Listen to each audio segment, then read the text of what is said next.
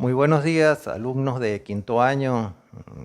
Fraternal abrazo de comienzo de año 2021. Espero que la hayan pasado bien, con salud, en unión de sus familiares. Y ya nos toca retomar nuestro proyecto de investigación. Ya entramos prácticamente en la recta final porque este mismo año, prácticamente dentro de 5 meses, ustedes ya tienen que hacer la defensa de esos proyectos, de sus tesis. Como ya le he reiterado, hasta estos momentos, esa defensa va a ser presencial aquí en la institución. Así que vamos a retomar nuestro proyecto, en la cual, a grosso modo, todos deberían tener ya totalmente estructurados y completos el capítulo número 1 y 2, para entrar en el capítulo número 3. En la página web del colegio, en la parte de los planes de tarea, subí un cuadro esquemático de lo que es la estructura del capítulo 3, que no es ni más ni menos que el marco metodológico. Ahí hay una definición conceptual que habla de que el marco metodológico constituye la fase de cómo se realizará la investigación. Esta fase deberá dar respuesta al tipo de investigación a desarrollarse en función al problema, objetivos y variables, lo cual consecuentemente conducirá a la selección o formulación, diseño de los instrumentos de recolección de datos pertinentes. Ciertamente, ya incluso en el año escolar pasado, ustedes habían hecho una investigación conceptual de modalidades de investigación, ¿verdad? Y siempre les dije que eso lo íbamos a aplicar este año escolar, y así es. El capítulo 3, en ese cuadro esquemático, tiene una estructura. Para efectos cuantitativos, el capítulo 3 es el capítulo más corto de una tesis a nivel de bachillerato. Pero el que sea más corto o el más corto no quiere decir que sea el menos importante. De hecho, todo lo contrario, tiene una importancia equitativa como todos los demás capítulos. ¿Por qué? Porque el marco metodológico es la información que los autores proporcionan sobre cómo diseñaron su investigación. Ese cómo diseñaron la investigación proporciona al lector, entre otras cosas, la confiabilidad del mismo. Tenemos que recordar que una tesis, de alguna manera, su espíritu es conseguir la verdad sobre una situación, conseguir una respuesta a una situación. Y todo lo que se lee en una tesis que cumple con todos los parámetros del método científico, se da por descontado que es verdad. Por lo tanto, dentro del esquema o protocolo de desarrollar un proyecto de investigación, tenemos que estar bien claros en la modalidad de investigación que estamos aplicando.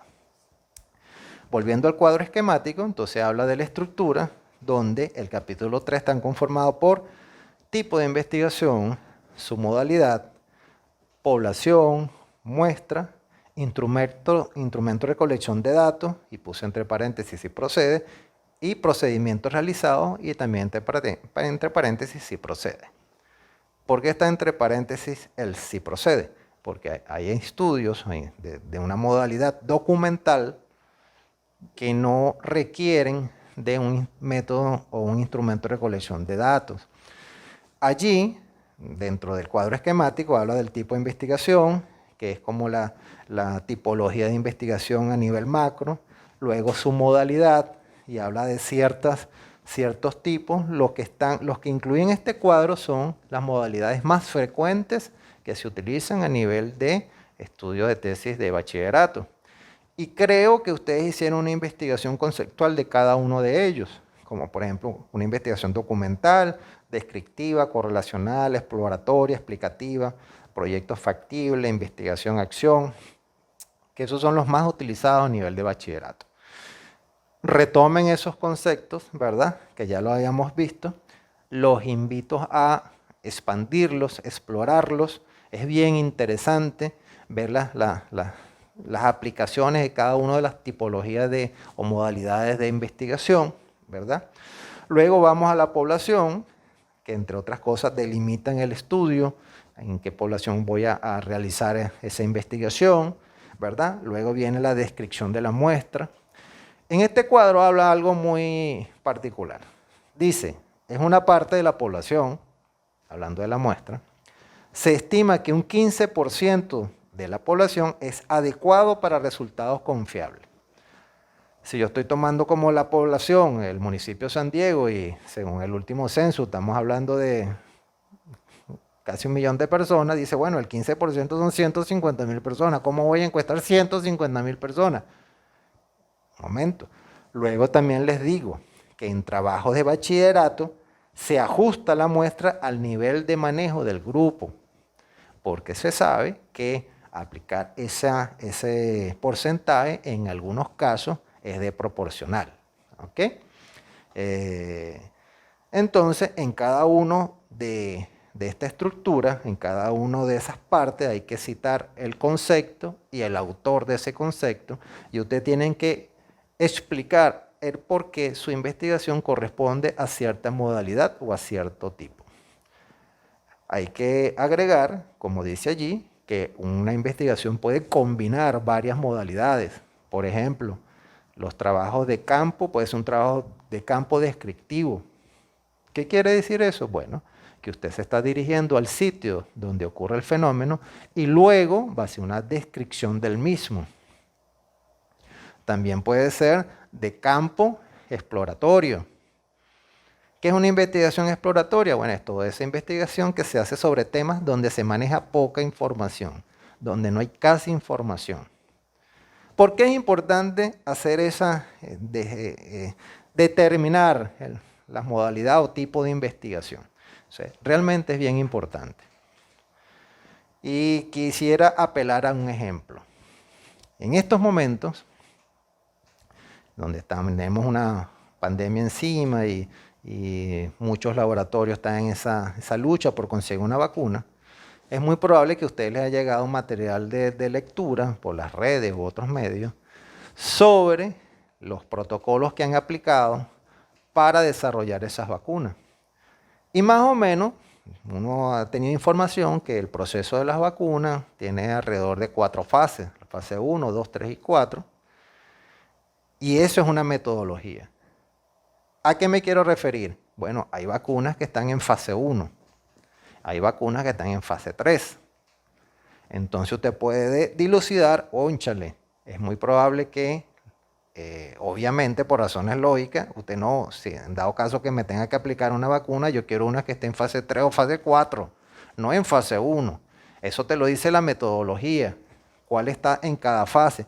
Claro que eso pasa por las autorizaciones de los entes encargados, pero le estoy hablando un ejemplo de por qué es importante determinar la modalidad del estudio.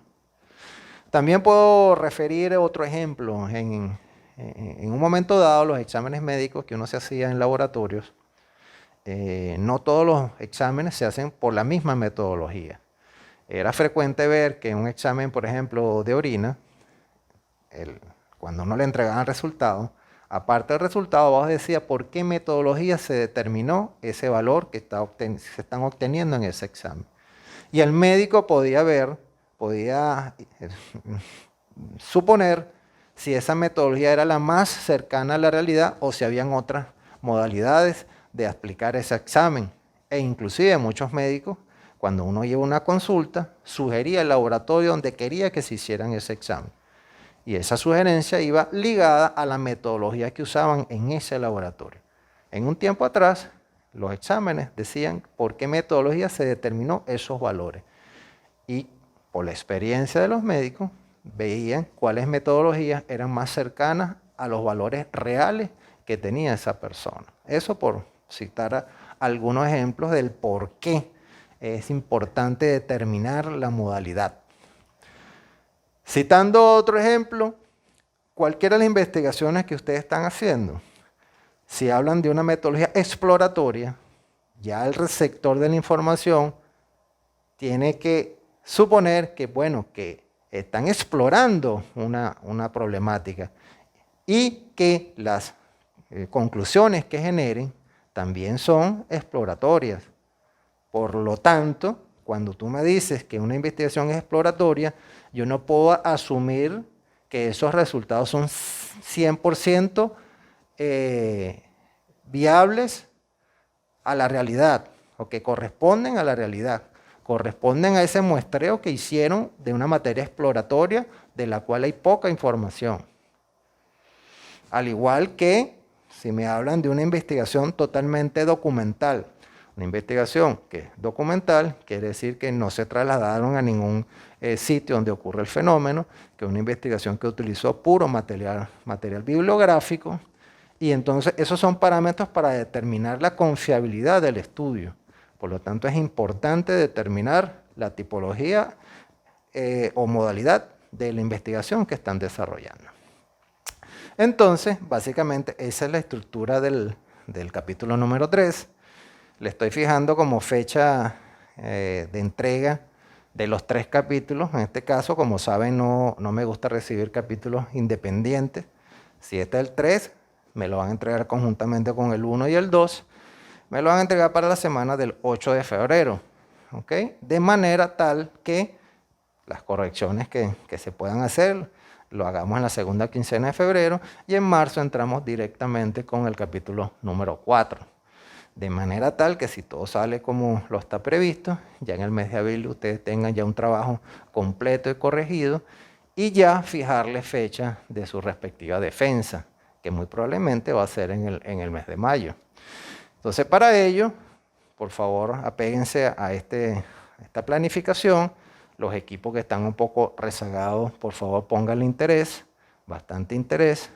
Y por supuesto, estamos por aquí a la orden, ya sea por el grupo que tenemos o si quieren citas para asesorías particulares, totalmente disponible para ello. ¿Okay? Así, sin más nada que decir, pues me despido hasta una próxima oportunidad. Chao.